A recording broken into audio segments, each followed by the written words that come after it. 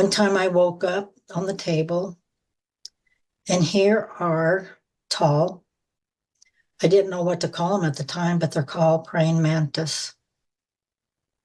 When I first saw them, the next day I go out to my flower garden, and yes, here are praying mantis that I hold in my hands or on my finger, and they look just like that. The praying mantis are very compassionate, very kind, considerate. Through my head, what they do, what I finally learned, with all the screaming I did on that first night, they paralyze you, where you can't move. They do something to your voice. You think you're screaming. You think you're talking. They take away your voice. You can't hear them. I mean, they can't hear you. You think you hear yourself. No, you can't move. All the screaming I did, my children didn't hear me. Any time that I've been taken, they control your body. You can't move. You can't scream. You think you're screaming. A lot of times they'll make your head paralyzed where you can't move your head. But for some reason, they allowed me to move my head back and forth anytime. The special treatment after a while that I received from the Greys, I don't know why. I'd like to ask you a question regarding when the Greys came to you in your bedroom when your legs were broken. Now, did they do any healing to your legs? They just took that opaque skin-like blood and bone marrow. The reason for that, what I found out years later, I had a small hybrid child. This child came down with polio. I had polio as a child, 12 years old. She was through the DNA. She got polio, my hybrid daughter. Yes, she looked part of them and part of me. She had the big eyes though, and their color.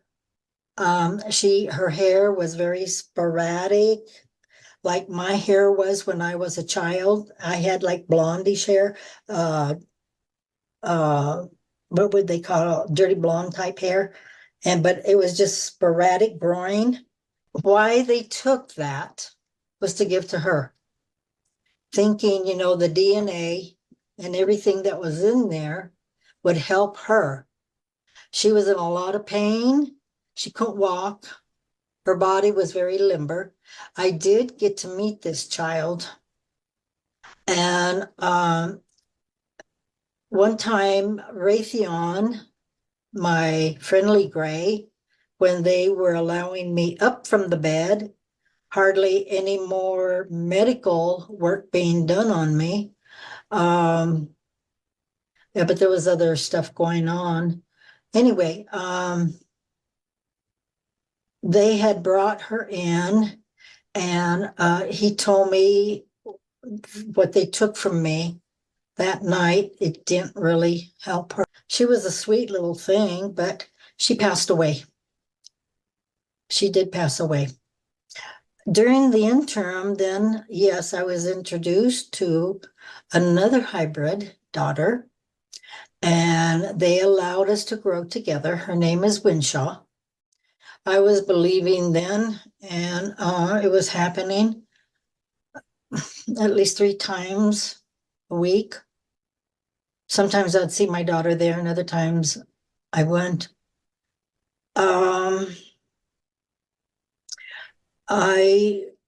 One time they took me to see, I got confused during this time.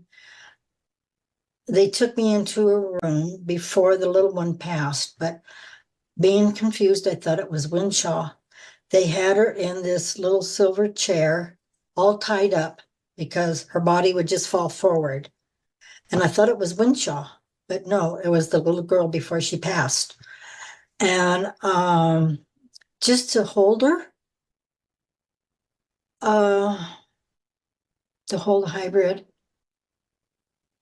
knowing that I had her.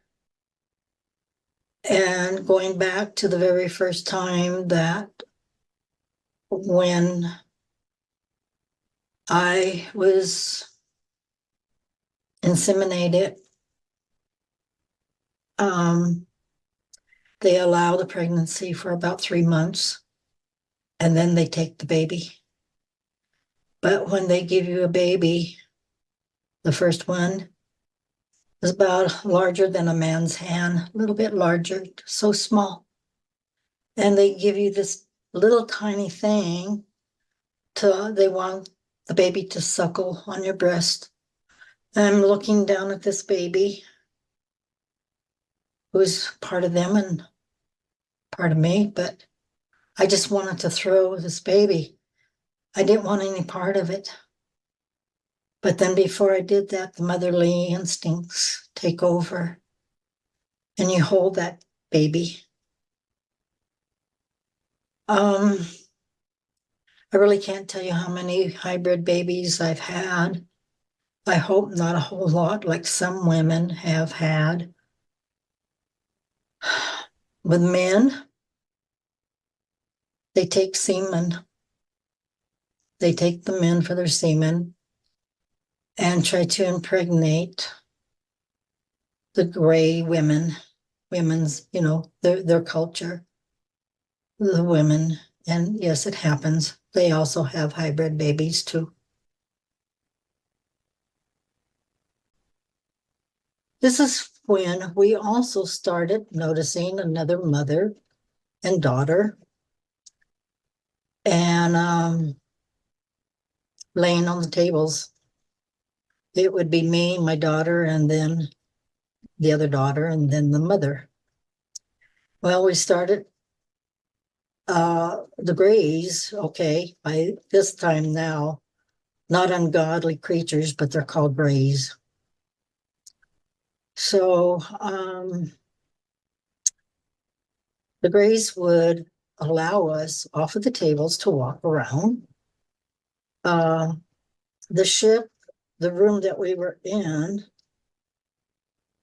had curvatures, and there was like seats where we used to see a lot of people, men, women, children, sitting on these seats. And getting to talk to some of the other people was allowed.